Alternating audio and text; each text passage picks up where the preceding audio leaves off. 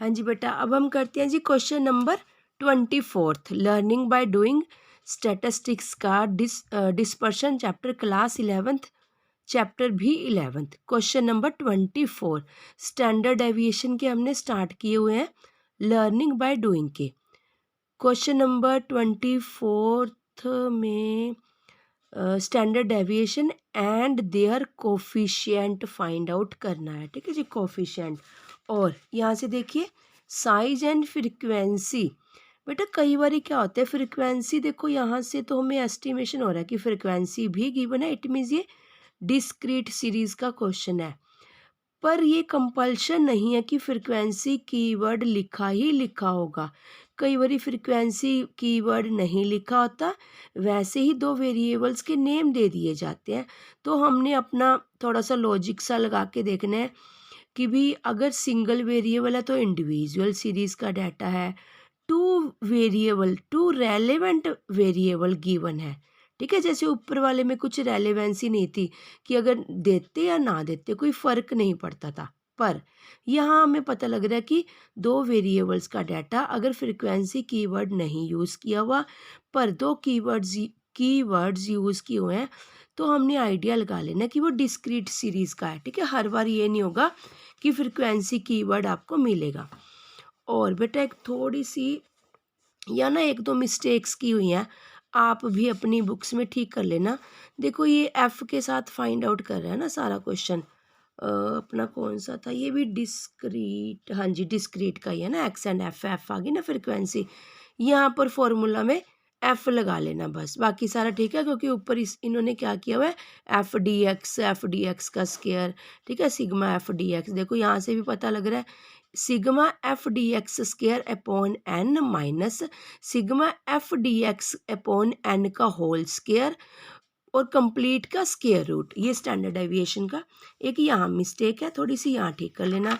एक बेटा जो मेरे को मिस्टेक लगी थी और कहाँ थी, यहाँ पर डायरेक्ट मेथड तो वेरी वेरी इजी मेथड है जो कि हमारी इंडिविजुअल सीरीज का फोर्थ मेथड है। Arithmetic method first, assumed mean second, third step deviation, fourth direct. बच्चे डायरेक्ट मेथड तो इतना इजी है ना, जो वैल्यूज हैं उसी को डबलिंग करते जाना है। डायरेक्ट मेथड का मीनिंग होता है जब डेविएशंस ना निकालने हो हमने। ठीक है जी, अभी आएगा डायरेक्ट मेथड से भी करेंगे। डायरेक्ट मेथड से तो ये रहा शायद से, देखिए एक मिनट, ये डायरेक्ट मेथड से ही लग रहा है क्वेश्चन मेरे। हाँ जी हाँ, देखो ये डायरेक्ट मेथड से है ना, ये देखो डायरेक्ट मेथड और ये डायरेक्ट मेथड से क्वेश्चन किया हुआ है। बस इसमें तो वेरी वेरी इजी होता है, जो एक्स का डाटा गिवन होता है ना ऑब्जर्वेशंस का, उनकी डबलिंग कर देनी होती है, डबलिंग करके उसको निकाल देना। यानी कि जब डेविएशंस को ना यूज़ किया जाए, इसकी थ्योरी रीड करके देखना, यहाँ पर बड़े आराम से आपको इजीली समझ आ जाएगा। रीडेबल फॉर्म में लिखा हुआ है कि जब डेविएशंस की वैल्यू हमने निकालनी ही नहीं, यानी कि डायरेक्ट वे से फाइंड आउट करें, तो that is known as direct method. तो यहाँ पर इन्होंने मिस्टेक कर दी, यहाँ डायरेक्ट मेथड मत लिखना, यहाँ बता दी थी बेटा मैं यहाँ पर। ठीक है जी, ये डायरेक्ट मेथड थोड़ी ना, ये पता नहीं क्यों लिख दिया यहाँ पर गलती से, चलो कोई बात नहीं। एक तो ये ख़त्म कर देना। एक हल्की सी मिस्टेक बेटा और भी कहीं इन्होंने कर रखी थी, वहाँ पर भी इन्होंने ना डायरेक्ट मेथड लिख दिया, जबकि डायरेक्ट मेथड का कोई सीन ही नहीं है बेटा वहाँ पर। यहाँ देखिए, यहाँ पर निकाल सकते थे हम क्वेश्चन डायरेक्ट मेथड से। क्या करना था, बस 12 का होल स्क्वायर, 8 का होल स्क्वायर, 17 का होल स्क्वायर। पर यहाँ तो देखिए कैसे निकाला हुआ है, अर्थमेटिक मीन, यानी कि फर्स्ट मेथड से निकाल रखा है। फिर हम क्यों लिखे यूजिंग डायरेक्ट मेथड, है ना, सोच के देखिए ना। Calculation of standard deviation using arithmetic mean method, arithmetic mean या एक्चुअल मीन जो भी हम कहते हैं, एक्चुअल मीन मेथड। ये देखिए ये रहा बेटा, ठीक है जी, एक्चुअल मीन मेथड, ये रहा एक्चुअल मीन मेथड। ये लिखेंगे ना, इस वे से निकाल रहा है, तो थोड़ा सा ये भी ध्यान रखना, क्योंकि बच्चों को तो कन्फ्यूजन हो जाएगी ना कि ये क्या फोर्थ टॉपिक है और यहाँ फर्स्ट नंबर में क्यों लिख दिया। डायरेक्ट मेथड तो वेरी वेरी इजी है, छोटी छोटी सी स्टेटमेंट अगर हो ना जिनकी डबलिंग करनी, स्केयर्स करना इजी रहता है। ठीक है, 12 12 जा 144, 8 8 जा 64, फिर फटाफट हम डायरेक्ट मेथड से निकाल सकते हैं। पर यहाँ इन्होंने डायरेक्ट मेथड से नहीं निकाला हुआ, मेरे कहने का मतलब ये है। तो यहाँ से एक ये ख़त्म कर देना बस जी। ये 3 मिस्टेक्स मेरे को लगी थी बेटा, ठीक है, आप भी सेट कर लेना अपने बुक में, आप अपनी स्टैटिस्टिक्स की बुक में। चलिए बस अब हम अपना क्वेश्चन करते हैं, क्वेश्चन नंबर 24। फिर इसके बाद लर्निंग बाय डूइंग के कॉन्टिन्यू सीरीज के 4 क्वेश्चन है शायद से। 24 के बाद ना 25, 26, 27, 28। फिर देखते हैं, चलो पहले ये देखते हैं। इसमें क्या करना है, standard deviation and their coefficient find out करना है। वेरी वेरी इजी है बेटा, कुछ भी टफ नहीं है। बस कैलकुलेशंस को आप अपने जब आप निकालोगे टैली कर लेना सारी कैलकुलेशंस को, डाटा, न्यूमेरिकल फिगर्स की, डेसिमल की, कोई प्रॉब्लम तो नहीं है ना। ठीक है जी। लर्निंग बाय डूइंग का, स्टैटिस्टिक्स का, डिस्पर्शन का, find out standard deviation and it's coefficient of the following series. 70-12, हाँ जी लास्ट है ना डाटा अपना। साइज एंड फ्रीक्वेंसी, ठीक है। चलो यहाँ से तो फ्रीक्वेंसी से पता ही लग रहा है कि डिस्क्रीट क्या है, पर अगर फ्रीक्वेंसी ना भी लिखा होता ना, कुछ और लिखा होता, मान लीजिए शर्ट्स लिखी होती, शूज़ लिखे होते, तो भी बेटा आपने गैस कर लेना था कि हाँ भी ये मेरी डिस्क्रीट सीरीज का डाटा है। चलिए यहाँ पर देखिए साइजेस, ठीक है। Size 10 to 70, 10, 20, 30। फ्रीक्वेंसी होगी 6, 8, 16, 15, 33, 11, 12। फिर F x, F into x, यानी कि एफ को फ्रीक्वेंसी मल्टीप्लाइड बाय साइज के साथ। फिर जी डेविएशन, डेविएशन के लिए हमें क्या करना है, क्योंकि हम ये क्वेश्चन किससे कर रहे हैं, एक्चुअल मीन मेथड के साथ कर रहे हैं, डिस्क्रीट का। डिस्क्रीट सीरीज का क्वेश्चन है, पर हम इसको एक्चुअल मीन मेथड के साथ कर रहे हैं, ना कि एज्यूम्ड मीन। एज्यूम्ड मीन में तो हम मानेंगे, सपोजिशन करेंगे कोई ना कोई नंबर इन बिटवीन का, ठीक है जी। तो इसके लिए सबसे पहले हम मीन, देखो बच्चे आपने भी ना वेरी खूबसूरती के साथ ना बेटा ऐसे बना लेना, बस होच पोच नहीं करना बिल्कुल भी। देखो मतलब मैं पूरी कोशिश करती हूँ कि बच्चों को अच्छे से रीडेबिलिटी बनी रहे और अच्छे से प्रेजेंट करे, तो तुमने भी ऐसा ही करना है।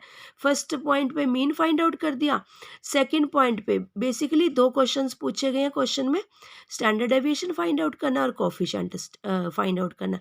तो आपने भी सबसे पहले 44.06 हमने ऊपर यूज़ कर दिया, ठीक है जी। यहाँ पर आपने पुटअप कर देना और पुटअप करके डेविएशंस की वैल्यू, फिर डेविएशंस का स्क्वायर कर देना। स्क्वायर करने के बाद उसको एफ के साथ मल्टीप्लाई कर देना। बस सारा डाटा आराम से ध्यान से देख लीजिए। और कैलकुलेशन बेटा कैलकुलेटर अलाउड नहीं है, तो कुछ ना कुछ करके अपनी स्पीड इंक्रीज करो फटाफट से, कैसे भी करके, कि कैसे करोगे। और कैलकुलेशंस हमेशा जहाँ पर आप क्वेश्चन करोगे ना, फेयर कॉपी, फेयर उसमें पेपर में साइड में लाइन लगा के रफ वर्क करना है, याद रखना, उससे सेटिंग ठीक रहेगी आपकी। बस सिग्मा एफ एक्स स्क्वायर का 27035.32 आ गया, और सिग्मा एफ एक्स कितना जी 4450। मीन हमने फाइंड आउट कर लिया था। स्टैंडर्ड डेविएशन क्या होता है जी, sigma f x square upon में सिग्मा एफ, या एन भी बोल सकते हैं इस केस में। चलिए ठीक है जी, इसको फ्रैक्शंस में चेंज करके, बेसिकली बेटा ये तो मैंने कैलकुलेटर से ही कर दिया, ठीक है जी। पूरे का पूरा ना ये फटाफट कैलकुलेटर लिया, वैसे सा कर दिया, मैंने निकालने की कोशिश नहीं करी, तो निकल गया था मेरा। चलो स्टैंडर्ड डेविएशन आ गया 16.36। बेटा मैं आपको एक बात कहना चाहती हूँ, जो कोफिशिएंट ऑफ स्टैंडर्ड डेविएशन है ना, इसको relative value of standard deviation भी कहते हैं। आप इसी चैप्टर में एनसीईआरटी के क्वेश्चंस देखना, बहुत अच्छे बेटा, वेरी वेरी इंटरेस्टिंग वे से उन्होंने प्रेजेंट किया हुआ है एनसीईआरटी ने। बेसिकली हम एनसीईआरटी की बुक्स फॉलो नहीं करते, उसमें डाटा कंटेंट्स कम होता है, पर वेरी वेरी क्वालिटेटिव डाटा होता है बेटा उसमें, क्वालिटेटिव। उसके क्वेश्चंस रीड करना, कितने अच्छे वे में उन्होंने क्वेश्चनिंग की हुई है, और कुछ के आंसर्स भी हैं। जिनके आंसर्स नहीं है, शायद मैं कोशिश करूँगी लर्निंग बाय डूइंग के ख़त्म होने के बाद वो भी मैं अपलोड कर दूँ, कोशिश करूँगी, ठीक है बेटा। तो वहाँ पर एक क्वेश्चन में आया हुआ है कि relative value of standard deviation, कुछ ऐसा सा ही है शायद, सेकंड या थर्ड क्वेश्चन। तो मेरे कहने का मतलब जितने भी कोफिशिएंट्स होते हैं, जैसे मीन डेविएशन, क्वार्टाइल डेविएशन, जितने भी होते हैं, जैसे मान लीजिए अगर आपको आ जाए coefficient relative value of quartile deviation, इसका मतलब है कोफिशिएंट ऑफ क्वार्टाइल डेविएशन निकालना है, ठीक है। शायद ऐसा सही क्वेश्चन है क्वार्टाइल डेविएशन का। तो ध्यान रखना, जितने भी कोफिशिएंट्स होते हैं उनको रिलेटिव वैल्यू बोलते हैं, रिलेटिव वैल्यूज। यानी कि रिलेटिव वैल्यू क्यों बोलते हैं, क्योंकि जो उनके यूनिट ऑफ मेजरमेंट्स होते हैं डिफर होते हैं, ठीक है। जैसे किलोग्राम किलोग्राम नहीं होते दोनों, उनकी जो वेरिएबल्स लिए होती हैं, इसलिए रिलेटिव वैल्यू मानकर चलते हैं उनको। तो बेटा ठीक है जी, इसी के साथ ही जी आपका क्वेश्चन नंबर 24 कंप्लीट हुआ। अब बेटा कोशिश करते हैं अगर मेरे से नेक्स्ट हो पाते हैं या नहीं हो पाते, ठीक है, देखते हैं। चलो थैंक यू बेटा, थैंक यू।